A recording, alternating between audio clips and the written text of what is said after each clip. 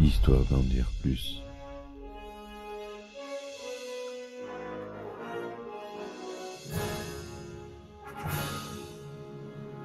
Eh ben attendez, on est en France. Allez, cul sec.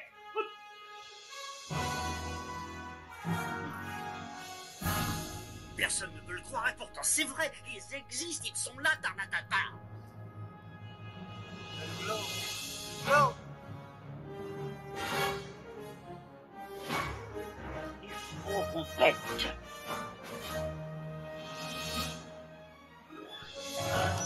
Voyons, circuit branché, correcteur temporel temporisé.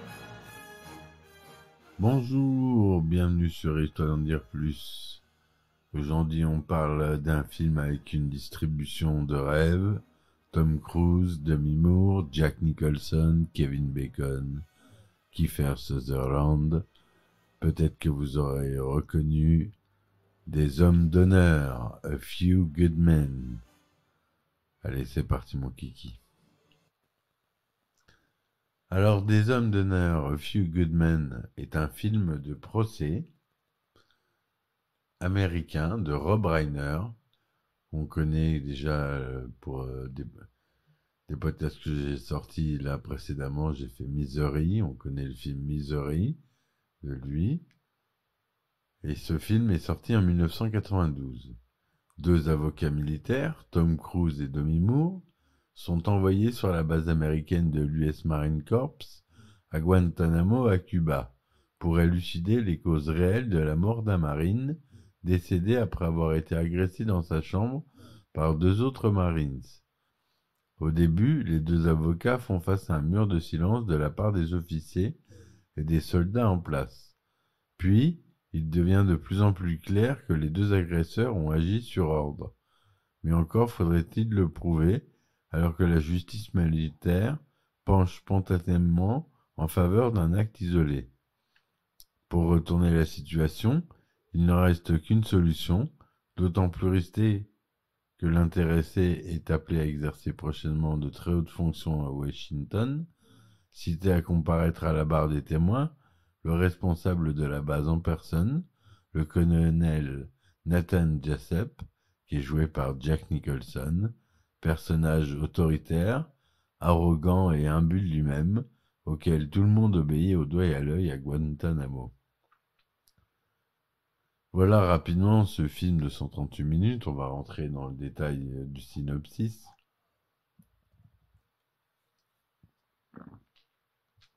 C'est mon premier film à procès. Les films à procès, c'est un genre de film bien spécifique. On aime ou on n'aime pas. Moi, celui-ci est très bien et vraiment très réussi. Vous allez voir qu'il a été nommé et il a eu des récompenses. On verra lesquelles par la suite. Les soldats Dawson et Downey, deux jeunes Marines affectés sur la base navale de la baie de Guantanamo, ont causé la mort de l'un de leurs camarades, le deuxième classe Santiago, au cours d'une action disciplinaire officieuse. Ils l'avaient bâillonné en lui enfonçant un chiffon dans la bouche. De santé déficiente, Santiago avait du mal à suivre l'entraînement, très dur, des Marines et était mal vu. Circonstance aggravante, il avait récemment demandé sa mutation en menaçant de révéler les fautes de service de Dawson. Faute étouffée par la hiérarchie de la base. De là à conclure que sa mort résulte d'un simple différend entre les deux hommes, il n'y a qu'un pas, ce qui arrangerait beaucoup de monde. La défense de Dawson est assignée au jeune lieutenant Daniel Kaffee, fils d'un avocat renommé mais sans aucune expérience de plaidoirie, qui, au début, ne prend pas l'affaire au sérieux. Alors qu'il pense pouvoir mener une enquête de pure routine et plaider sur aveu des circonstances atténuantes, le capitaine de corvette Johan Galloway, qui avait initialement postulé pour cette mission, l'oblige à s'impliquer davantage. En fait, c'est bien avec l'aide du lieutenant Sam Weinberg, qui les assiste dans cette affaire, les deux avocats découvrent que le commandant de la base de Guantanamo, le colonel Nathan Jessup, pourrait être mêlé à cette mort. En fait, c'est bien Jessup en personne qui s'est opposé à la mutation de Santiago, alors que l'officier en second de la base, le lieutenant-colonel Markinson, un vieux condisciple de Jessup, qui s'écrase de son mépris, y était favorable. Mais comment le prouver? Excusez-moi, je vais tousser. Ça sera coupé. En fait, lors du procès en cour martiale, 2 des soldats suspectés du meurtre de Santiago, le lieutenant Caffi, suggèrent au jury que le code rouge, bizutage sévère, ordonné par la hiérarchie, infligé aux recrues qui n'entrent pas dans le moule, est toujours appliqué chez les Marines de la base, malgré son illégalité. Cependant, le lieutenant-colonel Markinson, songé de remords par la lâcheté dont il a fait preuve dans cette affaire, sous la pression de Jessup, il a accepté de co-signer, après coup, un faux. L'accord unanime de la hiérarchie pour la mutation de Santiago. Et craignant d'être appelé à comparaître comme témoin et d'affronter Jessup, il se suicide avant l'audience. Ne reste plus à la défense qu'appeler à la barre le commandant de la base lui-même, le colonel, j'y arrive pas à le dire, le colonel Nathan Jessup. Le lieutenant Caffi se lance alors dans un interrogatoire incisif pour faire avouer à Jessup qu'il a personnellement ordonné le fameux code rouge.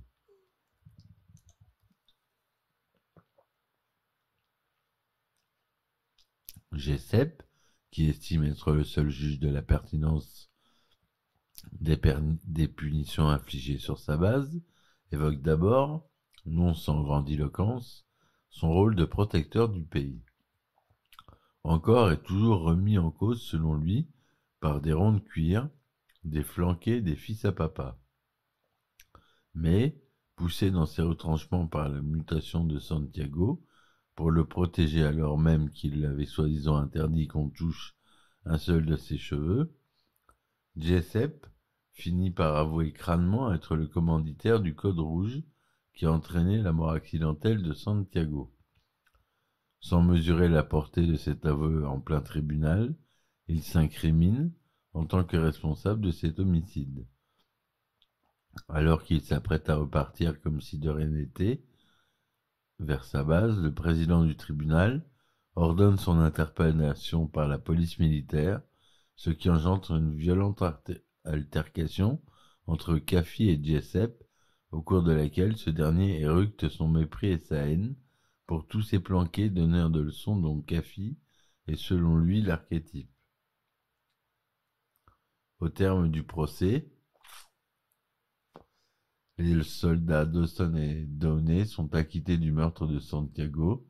Toutefois, à leur surprise, ils sont exclus des forces armées pour manquement au devoir, alors même qu'ils avaient scrupuleusement suivi les ordres qu'on leur avait donnés. Dawson reconnaît néanmoins ne pas avoir été fidèle à sa première mission de soldat, qui consiste à protéger ceux qui n'ont pas la force de le faire par eux-mêmes, en l'occurrence à veiller sur son propre fer d'âme, le soldat Santiago. Voilà pour cette histoire. Voilà, j'essaie de résumer assez courtement. Parce que les films de procès, c'est beaucoup de dialogue. Donc c'est pour ça que le film dure quand même 138 minutes. Hein. Au scénario, on a Aaron Sorkin, d'après sa pièce A Few Good Men, le titre original du film, on l'a dit. La musique du film est de Mark Scheiman. Le directeur de la photographie, Robert Richardson. C'est tourné en 2/35. J'ai pas d'autres infos sur le son ni le matériel utilisé. Au montage, c'est Robert Layton. Le budget est de 33 millions de dollars. C'est produit par Castle Rock Entertainment. la société de Reiner, le réalisateur, la Columbia Pictures Corporation et la David Brown Productions. C'est tourné quand même en Technicolor et c'est sorti le 11 décembre 1992. Tom Cruise y joue le lieutenant Daniel Kaffee, avocat de Harold Dawson. Jack Nicholson, le colonel Nathan R. Jessup. Demi Moore, le capitaine de corvette Joanne Galloway, avocate de Loudon Downey. Kevin Bacon, le capitaine Jack Ross, procureur. Kiefer Sutherland, le lieutenant Jonathan Kendrick, ordonnance du colonel Jessup. Kevin Pollak, le lieutenant Sam Weinberg, co-avocat de Kaffee. James Marshall, le soldat de première classe Loudon Downey. J.T. Walsh, le lieutenant-colonel Matthew Andrew Markinson, second du colonel Jessup. On a Cuba Gooding Jr. qui joue dans le film. Il joue le caporal Karl Hammer. Voilà dans les acteurs notables. Le film est basé, donc on l'a dit, sur une pièce de théâtre de Broadway, écrite par Aaron Sorkin. Celui-ci a expliqué l'avoir écrite sur une base d'une histoire réelle, racontée par sa sœur, alors qu'elle officiait elle-même comme avocate militaire envoyée à Guantanamo.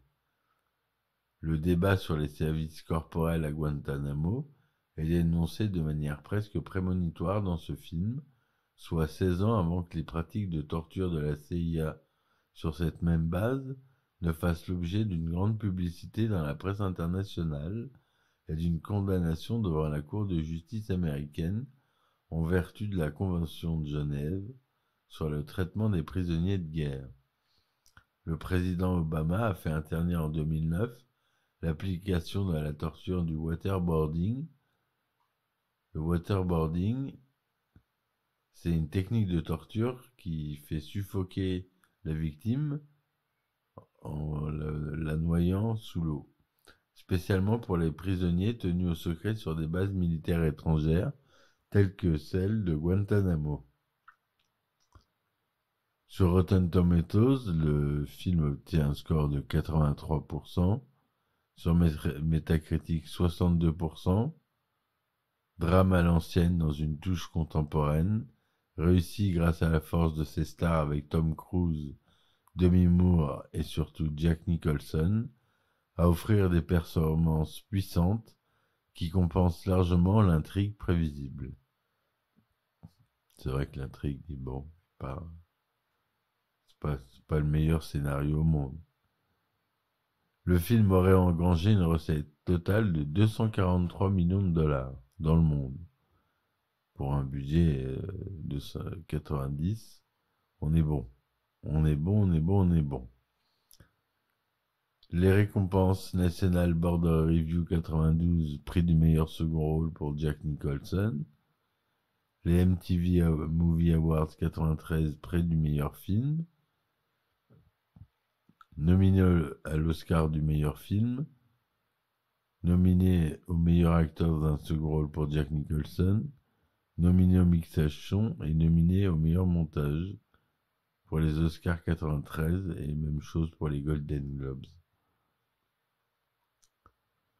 Voilà ce que je voulais vous dire sur ce film qui a toutes les qualités requises pour être culte.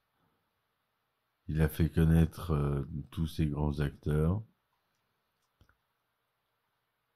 qui sont devenus par la suite des stars, qui étaient déjà des stars, mais Cuba Gooding Jr. par exemple n'était pas moins connu. Ça n'a pas empêché par la suite une belle carrière. En tout cas, voilà, j'espère que mon podcast vous aura plu cette fois-ci, mes amis. Je vous dis à très vite pour un nouvel épisode d'Histoire d'en dire plus. Merci, laissez des commentaires et des likes. Et surtout, abonnez-vous, ça vous coûte rien, moi ça m'aide beaucoup pour faire connaître mon podcast. Voilà, merci encore. Ciao. Histoire d'en dire plus.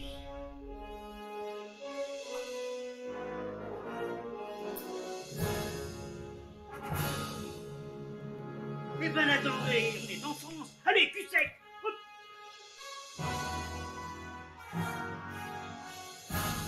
Personne ne peut le croire et pourtant c'est vrai, ils existent, ils sont là, Tarnatata. Non. Il faut qu'on pète.